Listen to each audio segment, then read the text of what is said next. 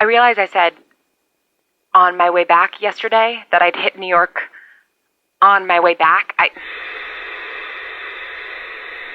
I don't know why I said that. I would chalk it up to force of habit, but this is the first time I've left Pennsylvania and the whole time we've lived there. It's possible that it just hasn't hit me yet. You know, that I'm really done.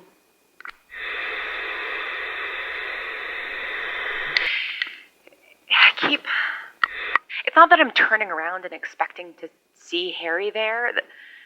The last few months before I left, we were barely in the same room for more than 15 minutes at a time, but it's like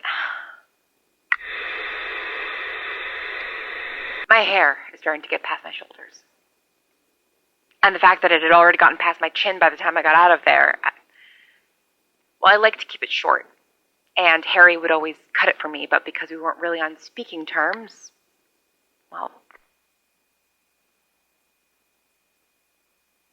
I am perfectly capable of cutting my own hair. Hell, I mean, I could just shave it all off. I barely look in the mirror anyway. But that was a habit I formed. Harry cuts my hair so I don't have to think about it. Especially since she somehow always seemed to know when it was starting to bug me and would sit me down at the kitchen table, scissors in hand. I wouldn't have to say anything. She would just...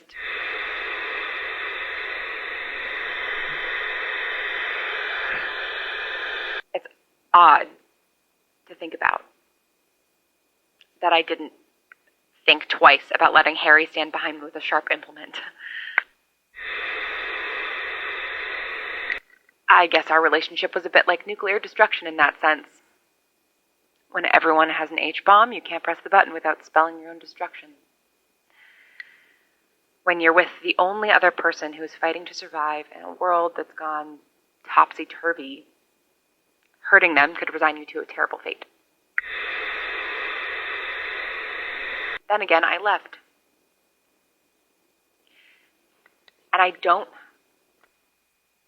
don't feel like I've doomed us both to ruin. I guess that's the difference between those first few chaotic, frightening years and where we are now after spending half a decade figuring out how to muddle through. We've done it. We've muddled.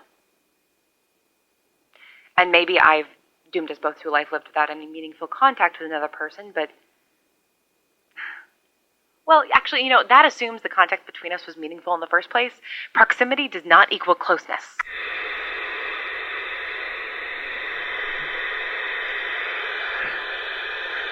I hope the opposite is equally true.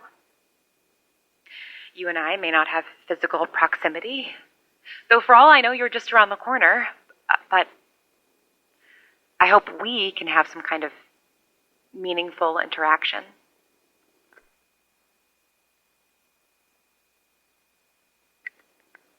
Come on, Birdie, talk to me.